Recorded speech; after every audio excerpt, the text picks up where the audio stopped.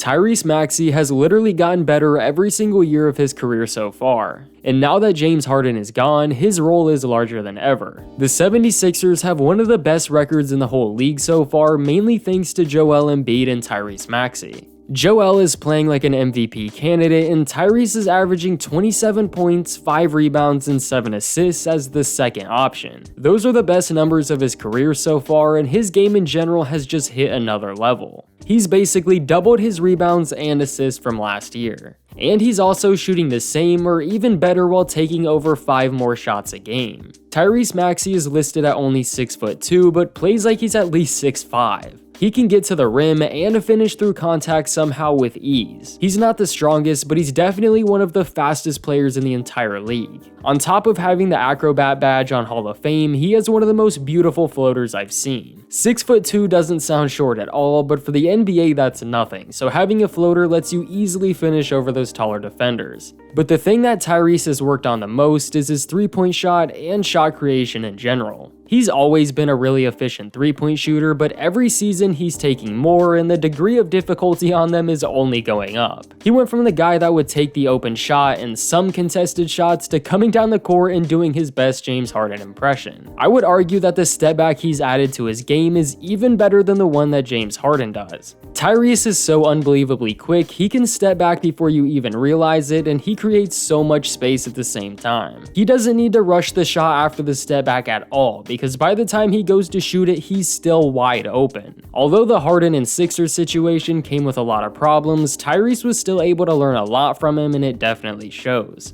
My favorite part about Tyrese Maxey's game by far though has gotta be his ability to move at such a fast pace while still being under control. There are only a couple players in the entire league that can move at Maxey's pace without losing all control of what they're doing. When players start moving that fast or get sped up, their body will start moving before their brain can even process what they're doing, so it usually leads to a turnover or a horrible shot attempt. But for Tyrese, that's literally his game. There's no speeding him up because he's already sped up, and he'll take you to the rim and still finish with a soft touch. So defenses are constantly on their toes at all times, which will lead to more threes and more open looks for his teammates.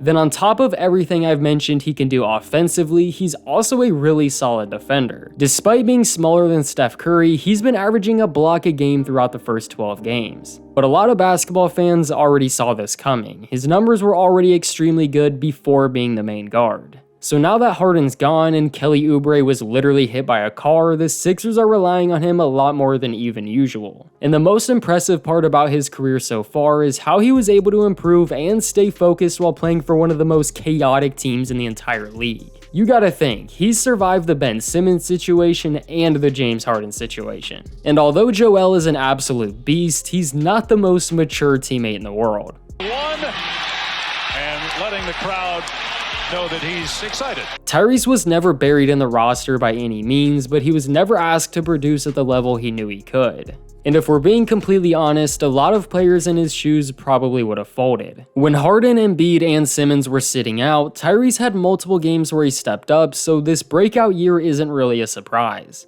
He even just recently had a career high in points against the Pacers. In that game, Maxey ended with 50 points, 7 rebounds, and 5 assists in a win, which is already unreal, but he also shot 20 for 32 from the field and 7 for 11 from 3. It was just one of those nights where everything was going in for him, and especially when he needed them to go in the most. That game was just extremely entertaining. It was super high scoring, and the Pacers' Tyrese Haliburton finished with 25 points, 17 assists, and 0 turnovers. The game was quite literally the battle between the Tyreses. Joel Embiid is still the main guy, so he's putting up these numbers as the second option, which is exactly what Joel needed. Tyrese is consistent and more efficient than Harden was. Harden had some big games and moments with the Sixers, but the offense doesn't slow down now at all with Tyrese running the show. The ball gets moved around more, and that reflects in his assist category. I'm not saying James Harden is a bad player by any means, but I really do like the duo between Joel and Tyrese a lot more. The speedy guard and dominant big combo just makes more sense and is very fun to watch.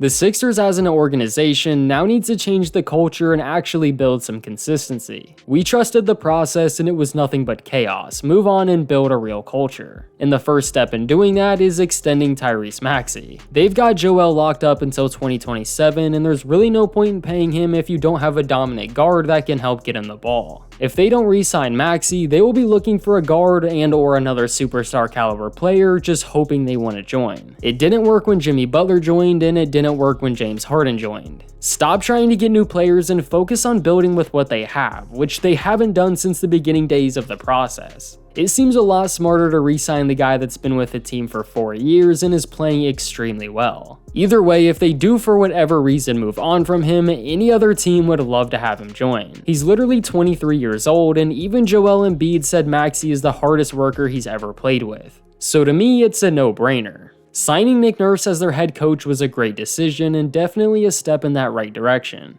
But let me know what your thoughts on Tyrese Maxey have been so far and what you think the future for him looks like. Leave a like on the video to support the channel and subscribe if you're new for more basketball videos just like this one.